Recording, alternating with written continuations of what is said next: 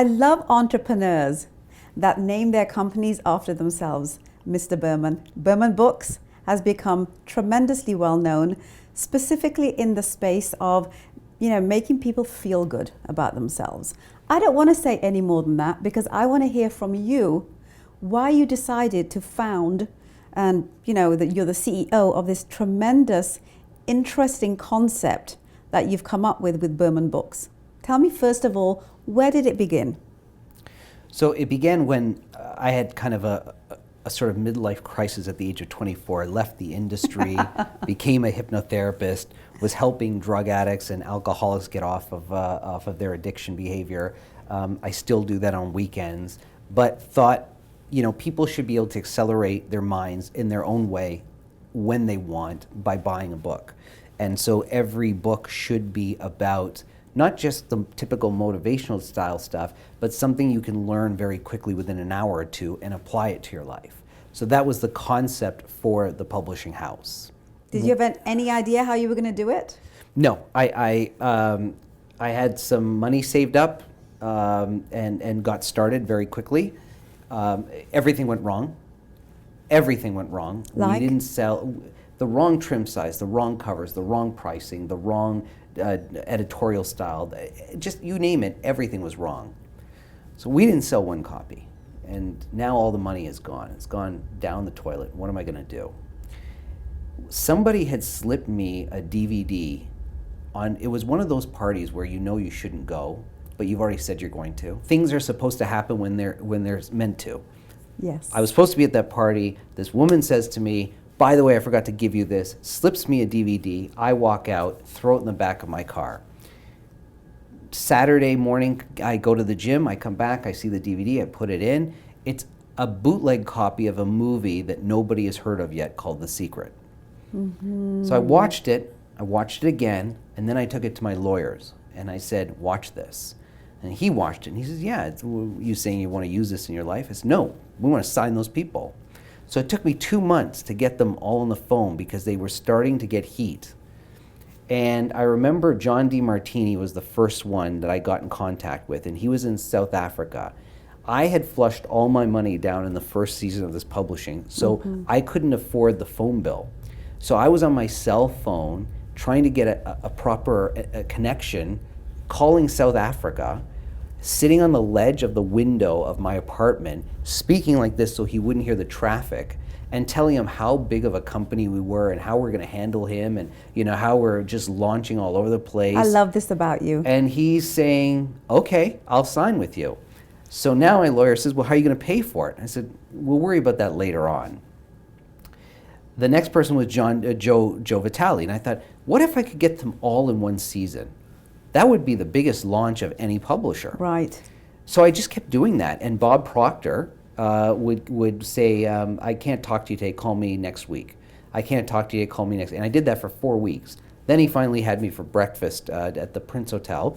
And then from there, we kind of solidified the working relationship. So now I've got 4 or 5 out of the whole secret crew, which was only like 10. I'm getting dental surgery. And I'm thinking to myself, $5,000 times 5,000 patients? He's making a lot of money. Yeah. So by the time I walked out of that office, I had a check for $260,000. How? Because I convinced that surgeon that he had to do something good with his money. So wow.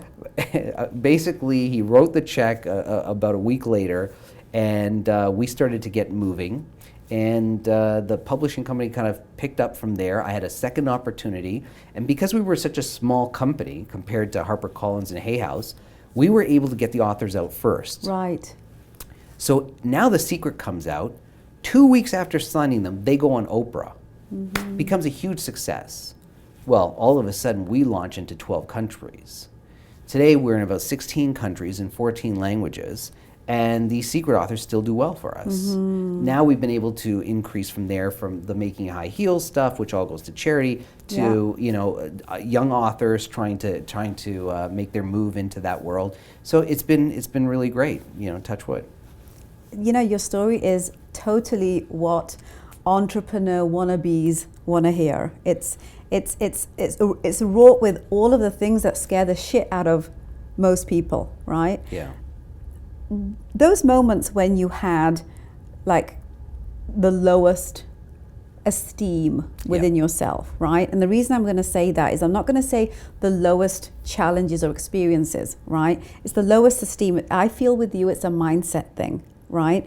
When you had that, when you have had those moments where you've just been in your lowest space in your head, what have you done? How have you thought? Where have you gone to pull yourself out and land back on your feet?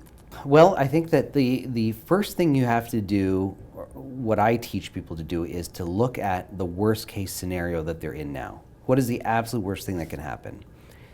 Chances are you're never going to hit that worst point. But once you exercise that worst case option, it can only get better from that point on. Mm-hmm.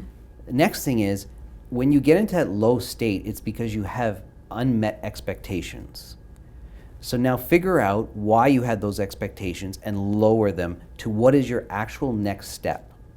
So stop looking at, I don't have money for rent, because rent isn't due for another 10 days. Right. That's not your problem.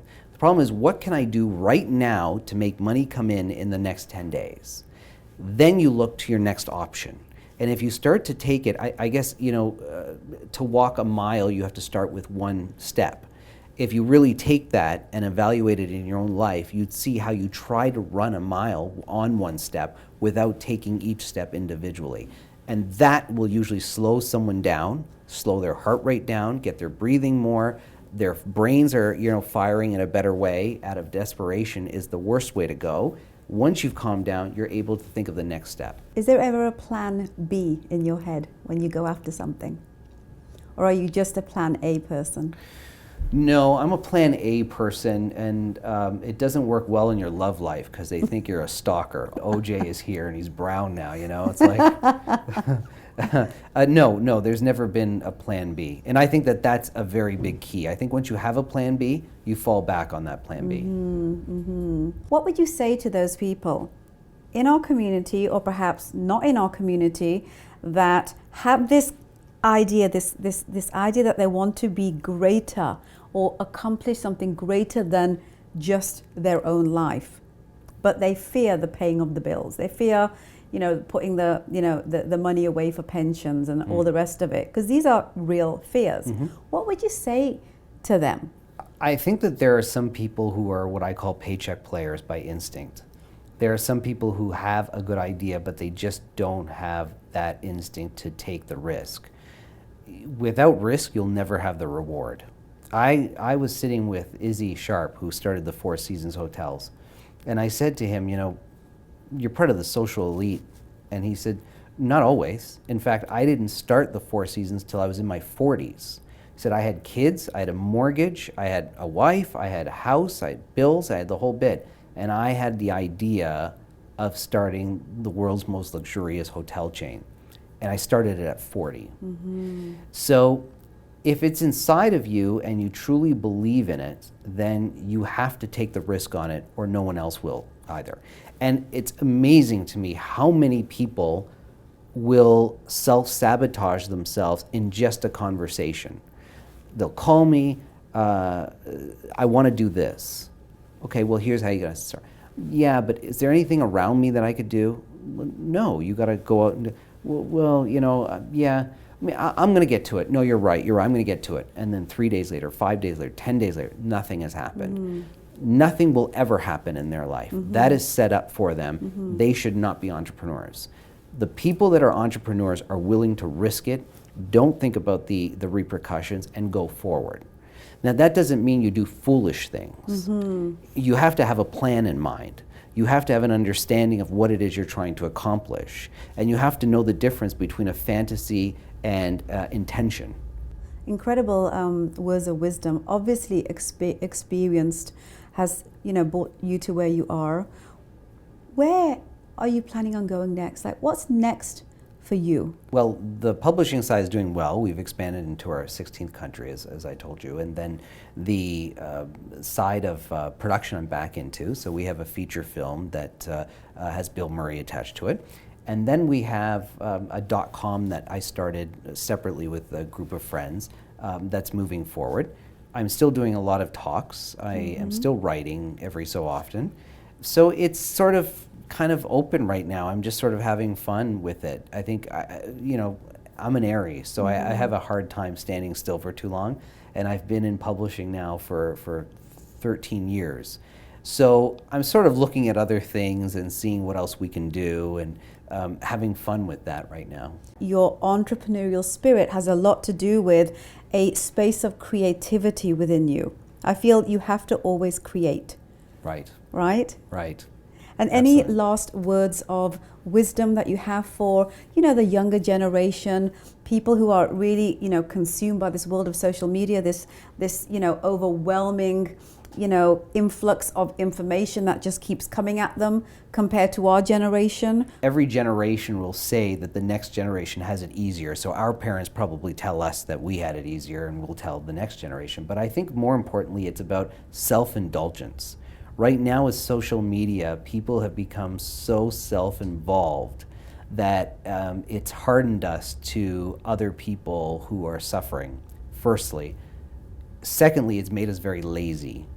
So we expect things to happen to us rather than go after it. And I can tell you that the next generation, as much as we have the tech billionaires happening very early, you're going to see a lot more not succeeding in life because they just have this self-indulgent notion, the Justin Bieber generation.